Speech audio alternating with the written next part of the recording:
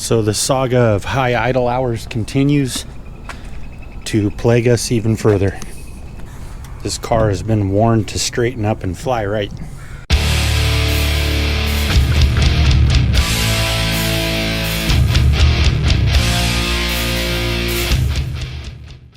So the cooling fan quit working.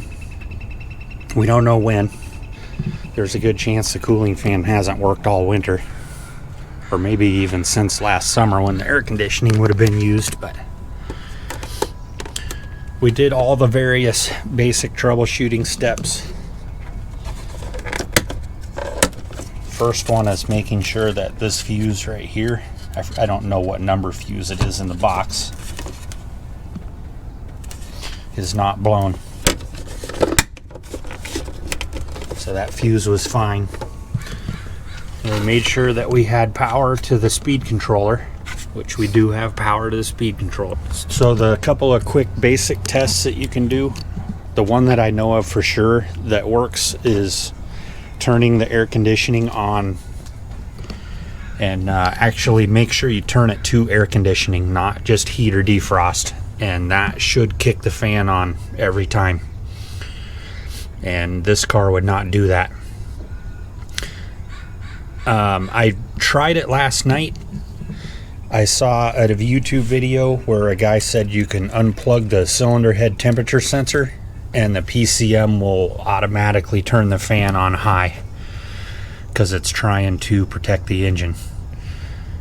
Now, a side story to that, we had a little overheating scenario, almost overheating scenario after we changed the water pump, and the car went super hot and that fan never came on. So I'm pretty sure it was dead then too. So after we get the fan changed, we may use experiment with this to see if that really does make the fan kick on. So in our case, after doing those troubleshooting steps and making sure we had power to the speed controller, we ended up doing turn the AC on and then beat on the fan motor with a hammer. I actually did it with the engine running, which you got to be super careful of, to make sure that you don't get the hammer in the drive belt. And then the fan finally kicked on. So to replace this fan, I don't think it's actually that bad of a job. We're going to take the bolt out of the power steering reservoir, and then we're going to take the coolant reservoir loose, unplug the speed controller, and then there is, I don't know if you can see my finger right there, there's one bolt on each side, and then the lower part of the fan is clipped into the radiator frame, or the tanks. And that should be it, and I think they're all 8 millimeters. So we'll gather some tools and see if we can get this knocked apart.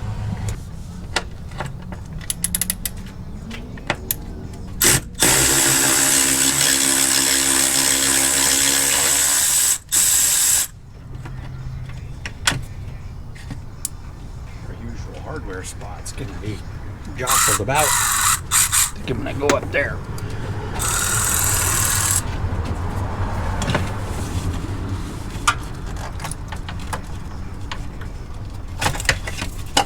Speed controller.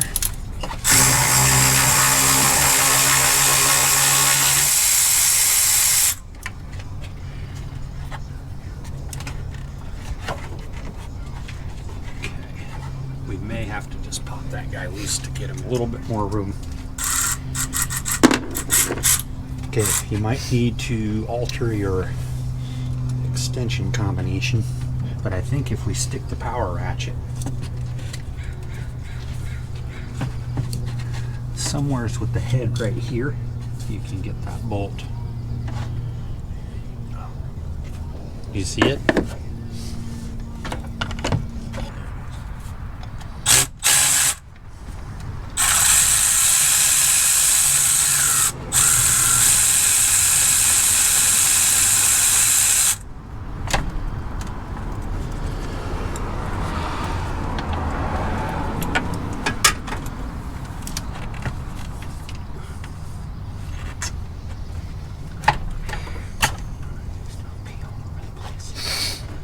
Thank you for not peeing all over the place.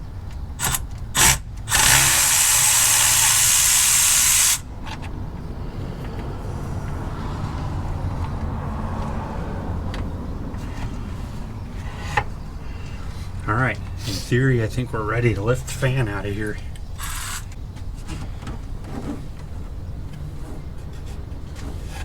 So it almost looks like I need to get those out and then slide the fan my way. See if it'll shift over.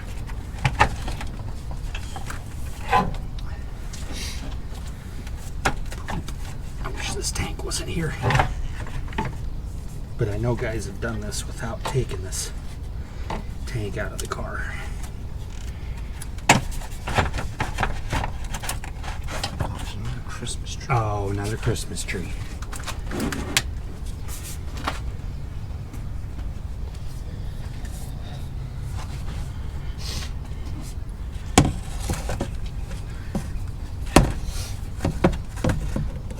This is the Christmas tree enforcer.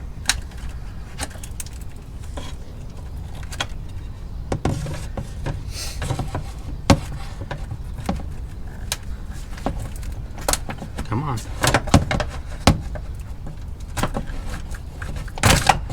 Christmas tree enforcer.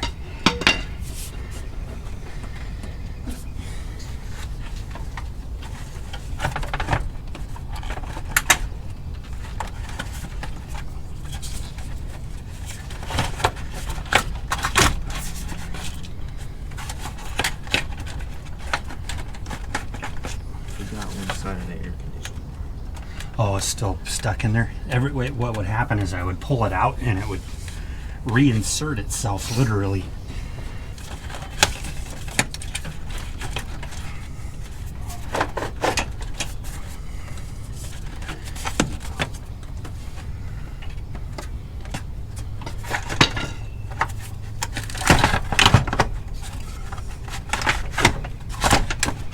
Oh, we're so close.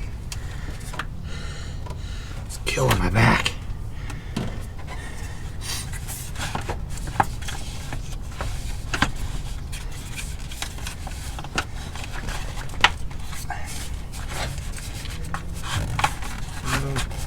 You all right? Yeah, we're moving a lot. Is she peeing?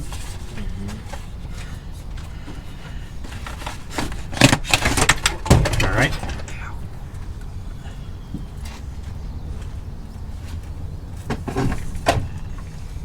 Okay. Everything survived except for a little peeing. Okay, gotta get my back a break for a minute.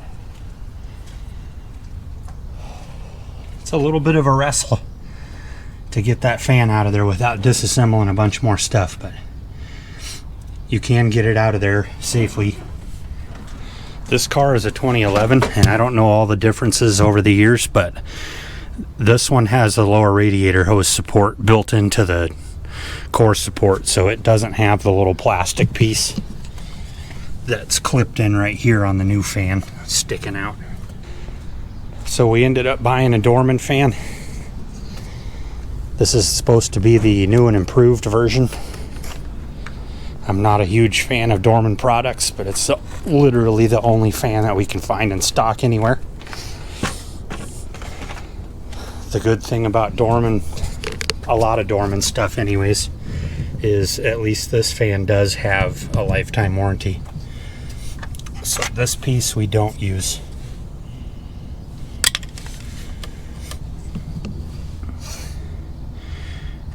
And as far as I know, our old fan, the speed controller is still good, so we'll keep that.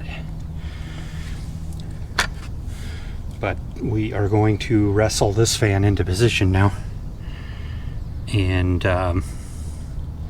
move on.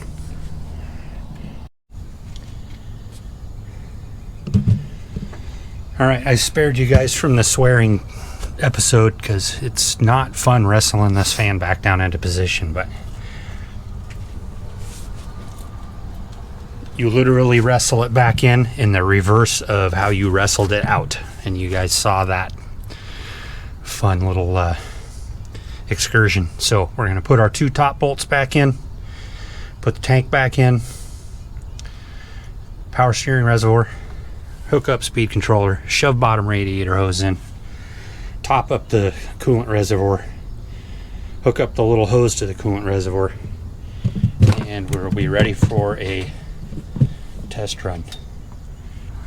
All of the bolts are the same, so you don't need to worry about bolt lengths. I may have to go grab you a pair of needle nose if that won't go over the ridge. We're almost there. There you go. I always try and put it back in the exact same spot that it was. Is that good? Yep.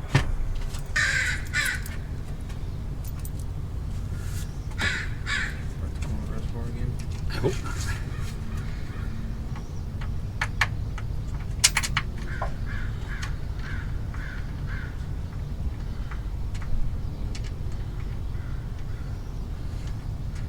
So did you see how I did that? Just holding my hand in that certain way and keeping the screw in my fingers, I was able to stab it into the hole. A lot of guys, especially inexperienced guys, would be like, I just can't do that. I can't get it in there. Well, you can get it in there. It's just technique.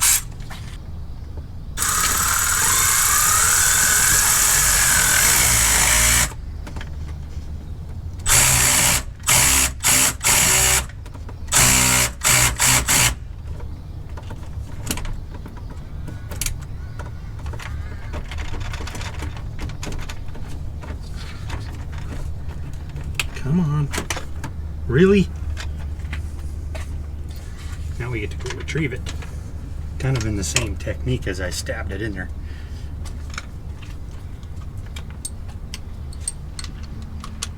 You already have one in. Yeah.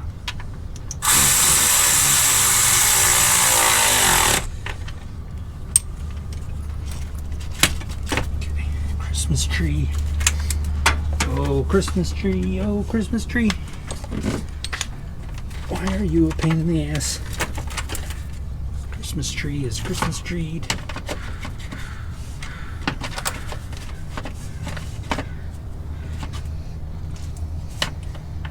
Make sure you powered the power steering reservoir and the coolant reservoir both have little tangs off the bottom of them that need to be engaged into the fan.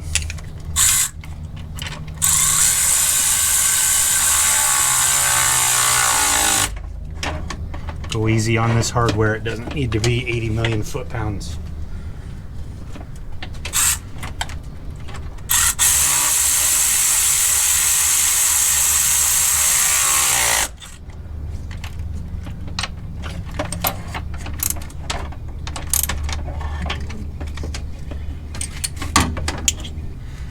Okay, let's see how our fan connector fits.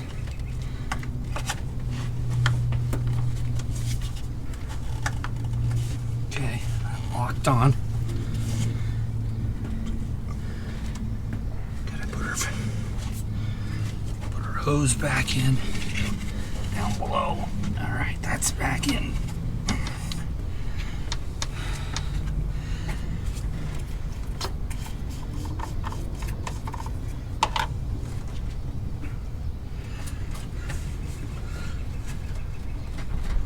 A little bit of spilled coolant goes a long ways. A little bit of spilled liquid anything goes a long ways. I don't even know if we really even need to top that back up. Granted, it's warm. It's still way above the full line. So we'll wait to check it when it's cooled off tomorrow. But I think we're ready for a startup.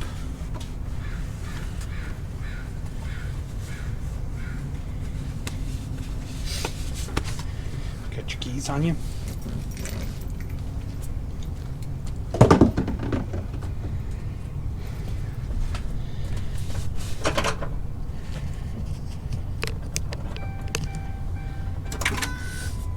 Neutral.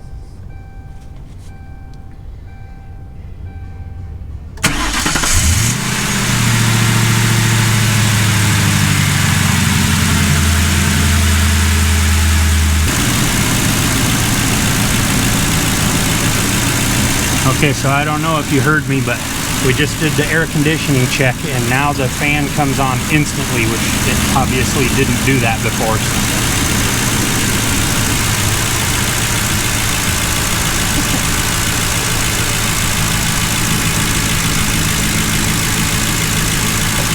So we're going to go ahead and road test it and see if we can get this thing hot enough to kick the fan on now that it's warmed up a little bit outside. Me too. If you don't see a follow-up to this video, that means that the fan worked just fine. If I happen to come back and record some more, that means it didn't go just fine. So we're going to go road test it, get some gas after we clean up our hands. If you have any questions on this job, feel free to leave them in the comments down below, and we'll see you on the next one.